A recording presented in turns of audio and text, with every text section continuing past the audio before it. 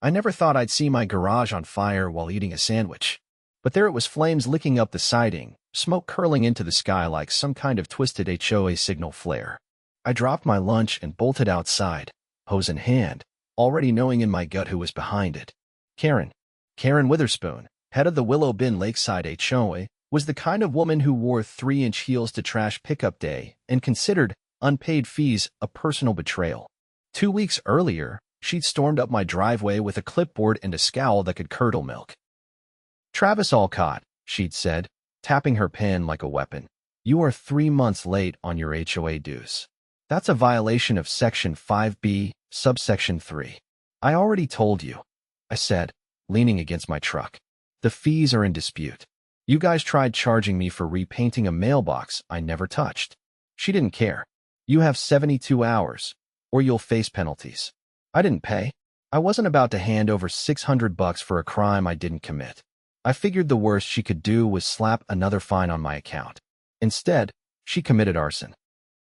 After I put the fire out and I saved the garage, though the siding looked like melted cheese, I called the fire department.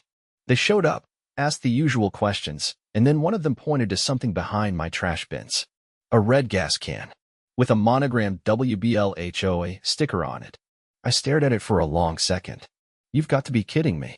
The fire investigator didn't laugh. "We'll be filing a report." I knew Karen was behind it, but proving it? That would take more than a gas can and a hunch. I needed something better, so I got to work. I called up a buddy of mine, Dalton, who used to work for the city grid. He owed me a favor from way back when I helped him sue a shady landlord. I didn't tell him exactly what I was planning, just asked what he could tell me about the HOA's power supply.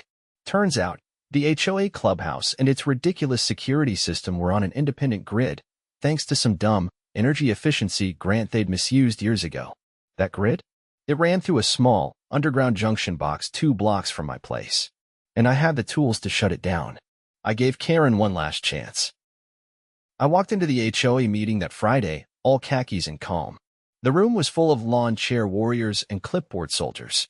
Karen sat at the front, hair sprayed into a helmet, lips pursed like she was sucking on a lemon. "Travis, this is a private meeting," she snapped. "It's public under HOA bylaw 7A, I said, holding up a printed copy. "Especially if the agenda includes fines." She blinked. I looked her dead in the eye. "You set my garage on fire." That made the whole room go silent. She scoffed. "That's a serious accusation." "You have no proof." "Maybe not yet," I said, "but I've got a gas can with your HOA sticker on it, and a fire report coming next week." She laughed. "You think anyone's going to believe you?" I leaned in just enough for her to hear. "Your lights go out Monday if I don't get a full apology and a check." Karen's eyes narrowed. "That sounds like a threat." "No," I said. "It's a promise." Monday arrived with a breeze that hinted at rain, but the sky stayed clear. I stood on my porch sipping black coffee, watching the neighborhood joggers wave like always, clueless to the quiet war brewing just below their sidewalks. The HOA clubhouse, a hideous stucco box with fake columns and a zero-function fountain, sat 3 blocks east. It was the hive. Everything surveillance, digital records, even their overpriced espresso machine ran off that independent grid Dalton told me about. And that grid had a weakness, a rusted junction box buried beside an old irrigation point in the community garden, the one no one used since the HOA banned composting for aesthetic reasons. Dalton had given me a diagram and a warning. "You shut it down. You gotta be surgical. 10 minutes, tops. You flip the wrong relay, you could fry their whole system." "Good," I said. "No, I mean fry it permanently. They'll need a full rebuild." I didn't answer him then, but I'd already made up my mind. I waited until mid-morning, when the clubhouse would be full of volunteers organizing their ridiculous spring lifestyle audit, a passive-aggressive excuse to poke around people's patios. I wore city maintenance blues from a Halloween costume years ago and walked straight into the garden with a clipboard and a fake ID badge clipped to my chest. No one noticed. Everyone was too busy rearranging succulents in symmetrical rows to question a guy with a shovel. I found the junction box buried under mulch and cracked open the lid. Inside, wires coiled like sleeping snakes. I followed the diagram, toggled the sequence Dalton had drawn in red, and then closed it up. The clubhouse went dark 9 minutes later. Not just the lights, everything. The AC, security cameras, digital locks, Wi-Fi, even the dumb waterfall sculpture out front. Gone. I walked back to my house slow, like someone out for a stroll. By the time I got to my porch, the HOA group chat was already exploding on my burner phone. By noon, Karen came stomping up my driveway again, heels clicking against the concrete like someone trying to summon a demon. "You shut off the clubhouse," she said, voice high and tight. I didn't look up from the lawn chair. "You sure about that? Maybe it's just poor infrastructure.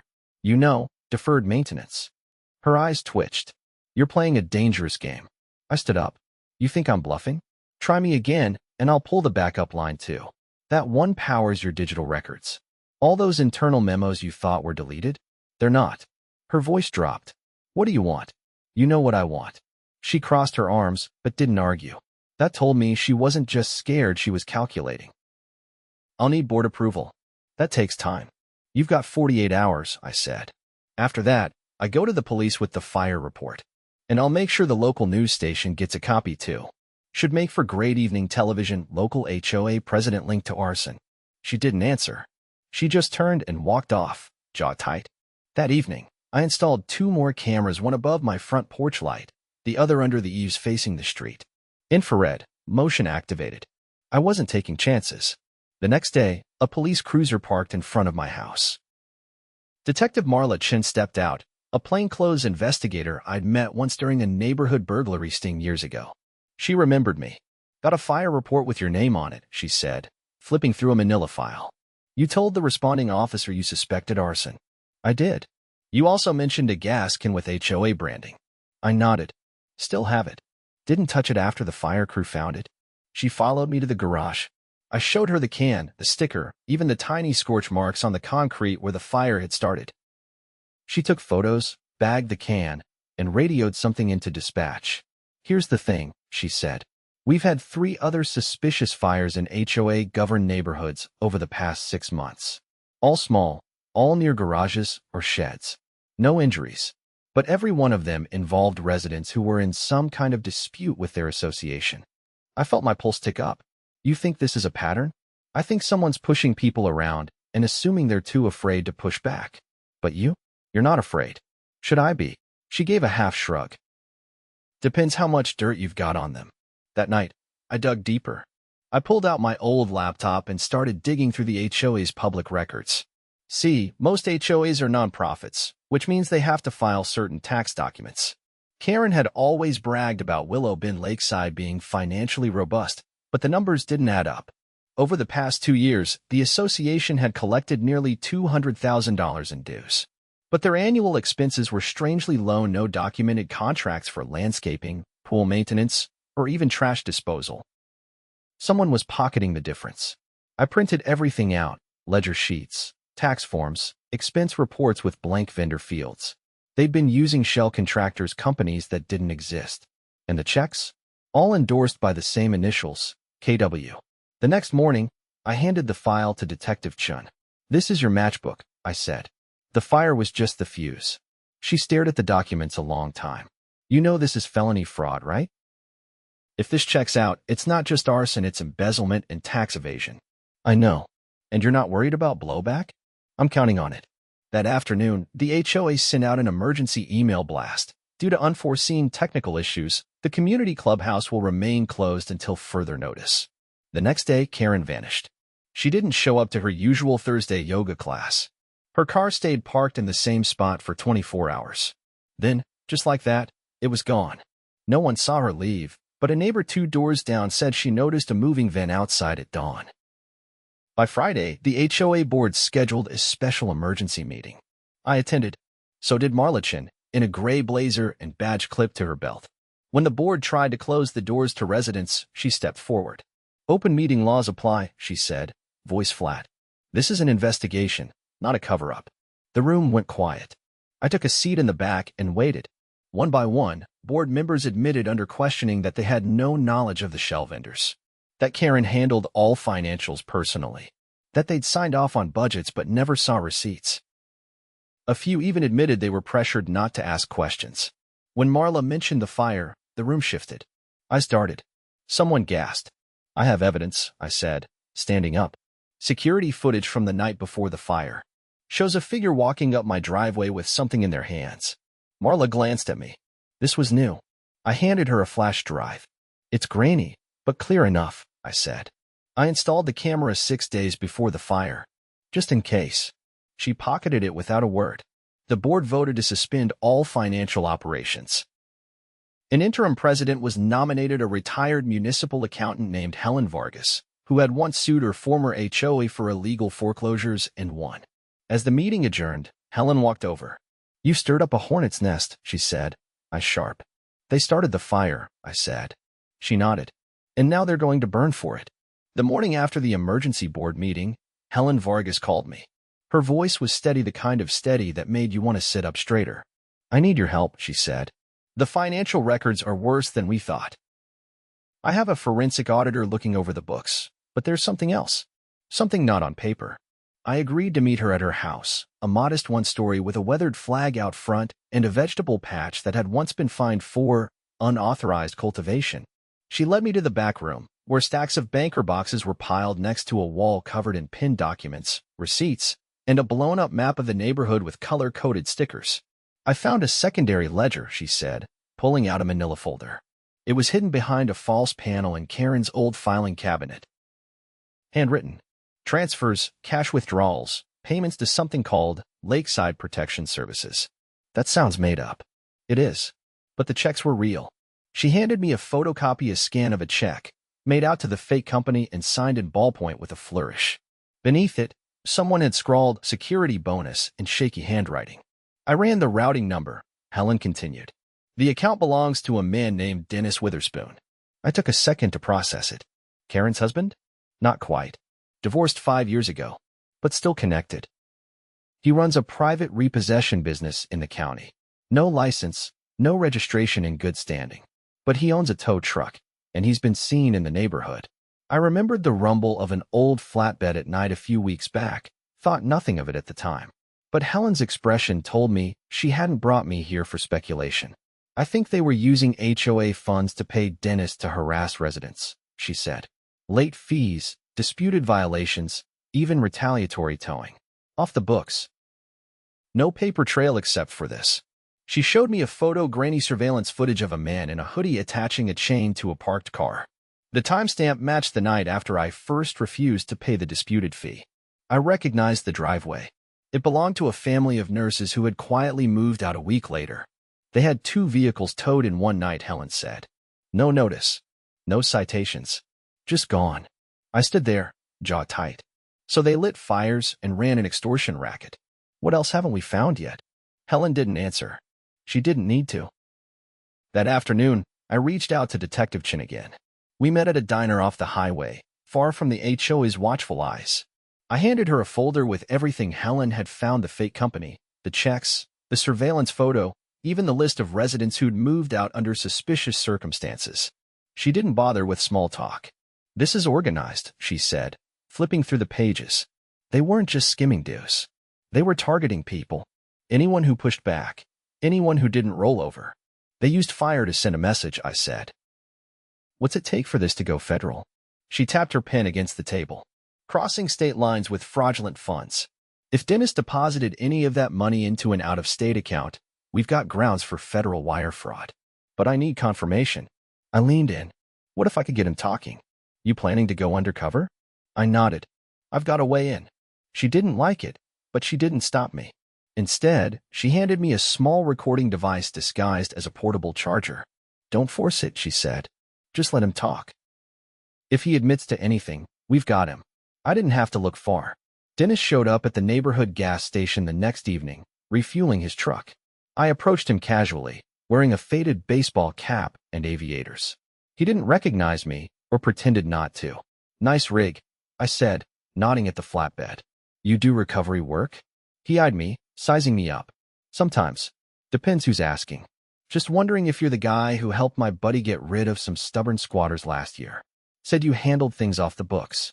That caught his attention. He leaned on the pump, arms crossed. Yeah? What's your buddy's name? Doesn't matter. I'm looking for someone who can make problems disappear. Quietly. He grinned, slow and crooked. You got HOA trouble? Let's say I've been getting letters. Thought maybe someone on the inside could help me push back. Dennis chuckled low. You don't push back on HOAs. You pay the right people, and they make sure your mailbox stops getting tickets. What kind of right people? He looked around, then lowered his voice. You ever hear of lakeside protection? No. That's the point. We make things smooth, untraceable. You don't pay, things start to go wrong. Garages spark. Tires vanish. You'd be surprised how fast people fall in line. I didn't flinch. I let him talk. Every word was caught on the recorder. Used to be my ex's turf, but she handed me the keys a while back. Said I could handle the heat better than her. She wasn't wrong. He grinned again, then looked past me and stiffened. I turned. Marla Chun stood by the station's ice machine, phone to her ear, pretending to argue with someone. Dennis didn't make the connection, but he knew something was off. He muttered something about finishing his run and climbed back in his truck. 2 hours later, the police raided his property. They found burner phones, forged work orders, and a stash of cash in a hollowed-out subwoofer. Enough to tie him to at least 12 illegal repossessions and 3 suspected arsons. Dennis went down hard. But it didn't stop there. With the evidence in hand, Marla looped in a district prosecutor. The case against Karen was reopened, and a warrant was issued for her arrest.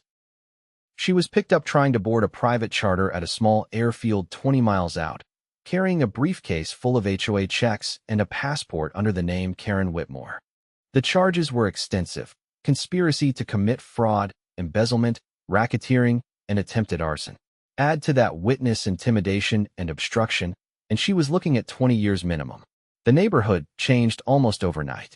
Helen called a full audit of every HOA policy and fee adjustment from the past decade. Fines were refunded. Dues were frozen. Cameras were installed, real ones, this time, and every resident received a detailed breakdown of where their money had actually gone. The clubhouse reopened, but this time it was used for town hall-style meetings. No more closed-door votes. No more executive sessions. People had a voice again. And me? I planted a peach tree where the scorch marks had been, right beside my garage. Every time I watered it, I thought about the way they tried to scare me off the fire, the threats, the smug certainty that no one could ever hold them accountable. Turns out, all it takes is one person who keeps receipts and doesn't blink. The courtroom was colder than I expected. Not in temperature, but in tone, sterile, clinical, as if the walls themselves had grown tired of hearing liars shuffle in and out.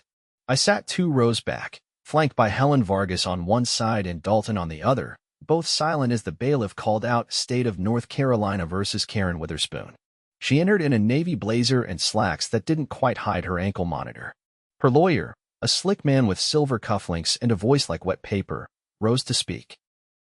Your Honor, my client was unaware of the fraudulent activities taking place under her administration. She delegated financial matters in good faith to third-party contractors. The judge, a tall woman with eyes that had seen too much, raised a hand. Save it for the evidentiary hearing. We're here to address the prosecution's motion to deny bail. Karen's gaze flicked toward our row for the first time in weeks. I didn't blink.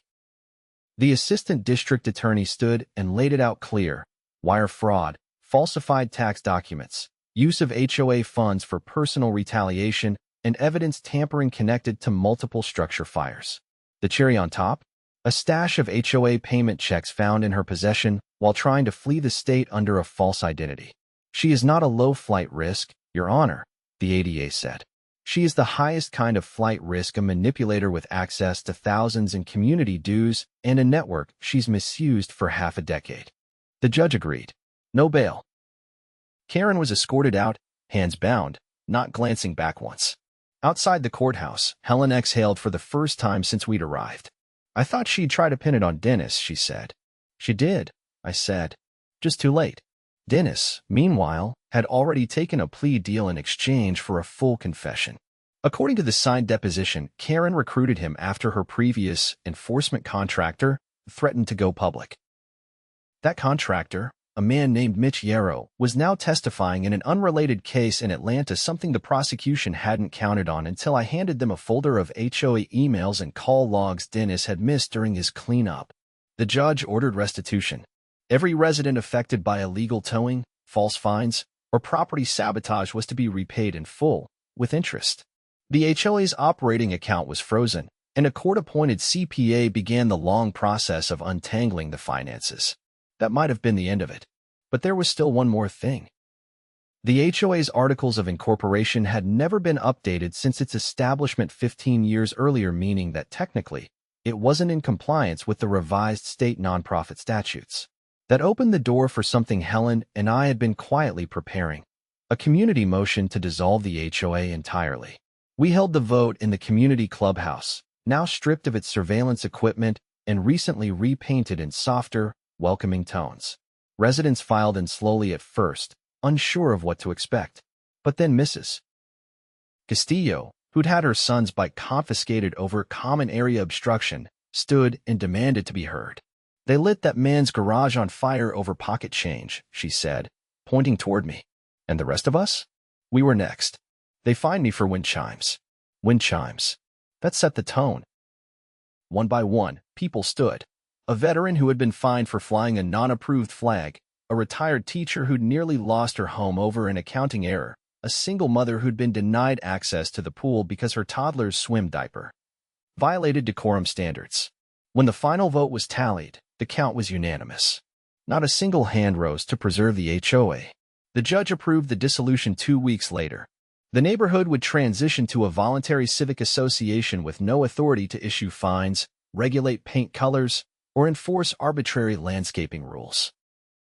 Maintenance of shared spaces would be funded through donations and managed by a rotating committee of actual residents, not clipboard tyrants with delusions of grandeur. After the hearing, I found myself in Helen's kitchen, sipping chamomile tea while she reorganized a box of old HOA newsletters. "You ever think about running for city council?" she asked. "No," I said, "but I've thought about building a porch swing." "You should. You earned it." Dalton dropped by later with a bottle of whiskey and a grin that hadn't left his face since the day the power went out. "They're turning the old clubhouse into a community rec room," he said. "Ping pong, movie nights, maybe even a library." "Better than a war room," I said. He raised his glass. "To the end of petty tyrants." I raised mine. "And to never ignoring your gut." The garage was fully repaired by then: new siding, fire-resistant insulation, and a reinforced door with a keypad lock. The peach tree beside it had grown 5 new branches. I'd installed a rain barrel nearby, fed by the gutter system, and every morning I watered the roots without fail. The HOA was gone. The fraud exposed. The arsons prosecuted. But what stuck with me most wasn't the victory. It was the silence that followed. No more letters. No more threats. No more strangers snapping photos of my yard. Just the sound of sprinklers in the distance and kids riding bikes past my driveway again, free, loud, and unafraid. One afternoon, I caught sight of a man walking a golden retriever past my house. He paused, looked at the tree, and nodded. "She's coming in strong," he said. "Peaches by next year," I replied. He smiled, then kept walking.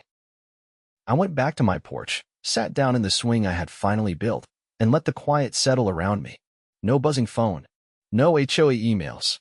Just the creak of wood and the occasional chirp of a bird overhead. Justice had taken its time, but it had come.